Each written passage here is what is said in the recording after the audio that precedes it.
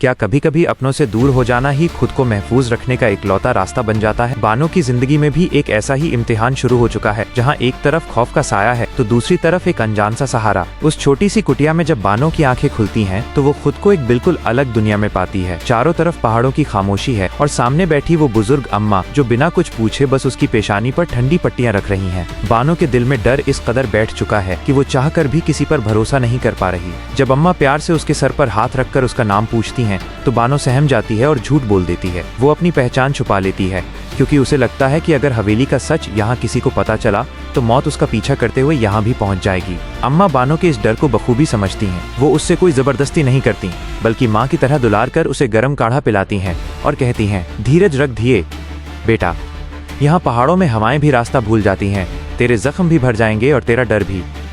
धीरे धीरे बानो का दिल पिघलने लगता है और उसे लगने लगता है कि खुदा ने इस मुश्किल वक्त में अम्मा को फरिश्ता बनाकर भेजा है। उधर हवेली का मंजर बिल्कुल बदला हुआ है। सरबुलंद की आंखों के आंसू सूख चुके हैं, पर उसका दिल ये मानने को कतई तैयार नहीं कि उसकी बानो अब इस दुनिया में नहीं रही। लोग उसे समझाते हैं, तसल्ली देते हैं, पर वो बानो का वो अधूरा दुपट्टा हाथ में लिए बस शून्यता में ताकता रहता है।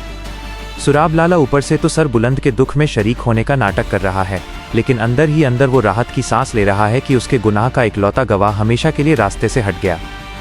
लेकिन कहते हैं ना कि मोहब्बत की डोर बहुत पक्की होती है। सरबुलंद को हवेली की दीवारों में दम घुटता हुआ महसूस होने लगता है। उसे लगने लगता है कि बानो की रूह उसे इन्हीं पहाड़ों की तरफ पुकार रही है। वो सुराब लाला और पूरी हवेली की नज़रों से बचकर आधी रात को अकेले ही उन पथरीले रास्तों की तरफ निकल पड़ता है, इस उम्मीद में कि शायद कहीं कोई सुराग मिल जाए। एक तरफ बानो अपनी नई जिंदगी को संभालने की कोशिश कर रही है और दूसरी तरफ सरबुलंद हर एक पत्थर, हर एक पगडंडी पर बानो के कदमों के निशान ढूंढ रहा है। किस्मत इन दोनों को बहुत करीब ले आई है, लेकिन बीच में अभी भी सुराब लाला के खौफ की एक बहुत ऊंची दीवार खड़ी है। तो दोस्तों, क्या दिल की ये पुकार सरबुलंद को बानो की इस कुटिया तक ले आएगी? और जब बानो सरबुलंद को अपने इतने करीब देखेगी तो क्या वो अपने दिल का हाल बयां कर पाएगी या फिर सुराब लाला के डर से फिर कहीं दूर भाग जाएगी? आपको क्या लगता है? हमें कमेंट में ज़रूर बताइएगा और अगर कहानी अच्छी लगी हो तो चैनल को सब्सक्राइब करना मत भूलिएगा।